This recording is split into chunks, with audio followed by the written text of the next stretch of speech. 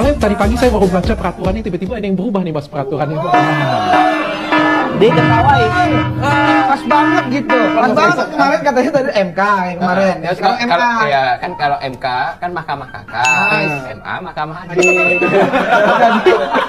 Jadi pas. Rupanya berbagai kritikan yang masuk itu bukannya dijadikan sebagai alat untuk memperbaiki diri, tapi dijadikan sebagai olok-olok, atau bahasa lainnya misalkan seolah-olah seperti lu mau ngapain sih? Lu nggak bisa ngapa-ngapain, apa yang lu katain itu nggak ada maknanya sama sekali. Kami punya kuasa, ya sekehendak kami saja.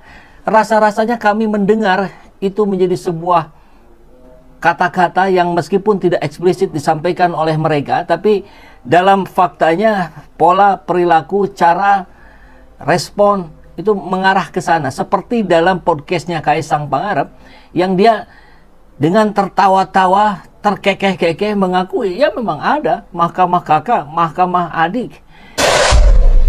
Nah, ini adalah cara jurus tak tahu malunya ala Kaisang. Nah, ini yang harus kita pahami dalam konteks kekinian. Kita melihat ada cara-cara yang mulai berbeda. Nah, maka ada cara bagaimana kemudian kita bisa mengcounter narasi-narasi ala Kaisang dan Gibran agar rakyat semakin paham. Bagaimana caranya? Nanti kita telusuri satu persatu, tahap demi tahap dari rangkaian yang akan kita reaction. Kita langsung masuk pada tayangan ini. Ini tayangan 1 menit setengahan dari podcastnya Kaisang. Konstitusi dikangkangin sama Kaisang dengan cara tertawa-tawa, dengan cara mengejek rakyatnya sendiri. Ini bisa kita katakan mengejek gitu, nantangin rakyatnya sendiri. Kita bisa lihat sebentar lagi ya. Yakin jadi mau ngelamar jadi wagub Mas? Soalnya tadi pagi saya baru baca peraturannya, tiba-tiba ada yang berubah nih Mas peraturannya. Diketawain. Pas banget gitu. Pas banget kemarin katanya tadi MK yang kemarin. Ya, Sekarang MK. Kalau MK kan Mahkamah Kakak, MA Mahkamah Adik. Jadi pas. Tapi memang mau maju atau enggak? Jangan ketawa-ketawa nanti maju betul. Suka nipu-nipu Kami juga butuh kepastian Mas. Kalau mau maju tuh maju yang mana? aja. Jakarta, Depok, Bekasi yang mana Mas? Ya kan namanya politik kan dinamis. Kita ngelihat kok lawannya Pak Anies lagi, ngeri juga gitu loh. Ngeri gitu loh. Bekas mantan calon presiden gitu loh. Tapi mungkin kok Pak Anies ngelawan saya juga kemarin kakaknya nih adik. Usah lah, harus Nanti 5 tahun ke depan lagi aja. Masih amannya itu. Ya, adik wapres ya kan. Kan jadi adik wapres. Ya, nanti kan abangnya presiden. Jangan diomongin 2 tahun lagi dong. Ya, ada satu perspektif yang bisa kita lihat, bagaimana keberanian dari kawan-kawan komika dalam mengkritisi di depan orang ya. Itu satu hal yang bagus. Tapi di sisi lain, ternyata itu dijadikan jurus tak tahu malu ala Kaisang. Jadi hari ini kalangan Gen Z, anak-anak kita, cucu-cucu kita, ini pola komunikasinya sudah berbeda dengan pola kita selama ini. Kalau di kita-kita ada orang yang melakukan kesalahan, dia malu. Nah hari ini ada orang melakukan kesalahan, kemudian dia menertawakan sendiri kesalahannya, kemudian simpatik datang dari rakyat. Nah artinya apa? Artinya ini pekerjaan kita semua, para bapak-bapak, ibu-ibu, kakek-kakek, nenek-nenek. Orang Sunda bilang wayahna. Anak-anak itu harus diberikan pemahaman, harus diberikan pengertian. Jumlah pemilih pilpres, pileg kemarin dengan pilkada sekarang bertambah pemilihnya. Ya, yang kemarin belum 17, ada yang sekarang sudah 17. Artinya apa? Mereka belum paham. Mereka hanya melihat tayangan-tayangan yang begini di Reels, Instagram, di TikTok. Kemudian, lucu juga ya, saya pilih deh.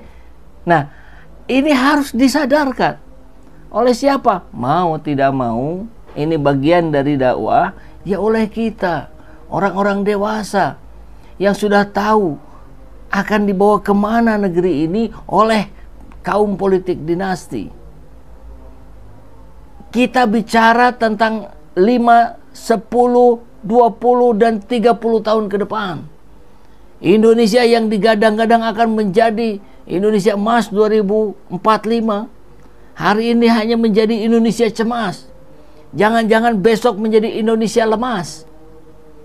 Kalau kita tidak beri pemahaman. Jadi kita bicara hal-hal yang besar tentang negara, tentang presiden, tentang partai politik dan segala macam. Ujungnya apa? Ujungnya mari kita bergerak dengan cara kita, dengan ruang lingkup yang bisa kita lakukan, terutama lingkaran terdekat kita. Siapa itu? Ya anak-anak kita, ya keponakan kita, ya cucu-cucu kita, ya tetangga-tetangga kita gitu.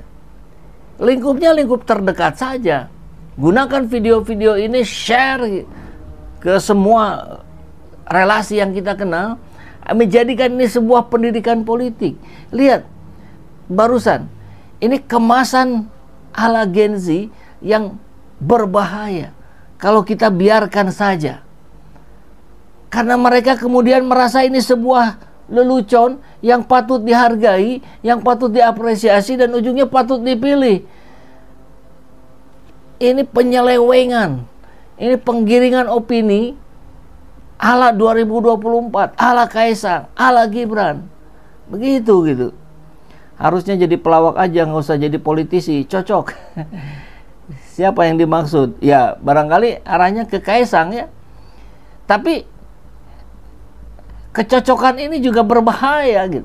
Kita lihat bagaimana Marcel kemudian didorong jadi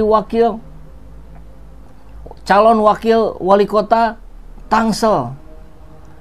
Padahal sederet rekam jejaknya buruk. Tapi kan kita menatap ke depan. Loh. Prediktor terbaik untuk kita melihat apa yang akan terjadi di depan adalah dengan melihat ke belakang. Iya kan? Rekam jejak adalah bahan untuk kita memprediksi dia akan melakukan apa ke depannya. Kebohongan, kejahatan, keculasan, pengkhianatan, itu semua terkumpul di situ. Jadi marwah Joko Widodo hari ini justru sedang dihancurkan oleh Gibran dan Kaisang. Tapi memang belum banyak yang mengerti, banyak yang belum paham, malah tergiring opini ala komedi yang seperti ini gitu.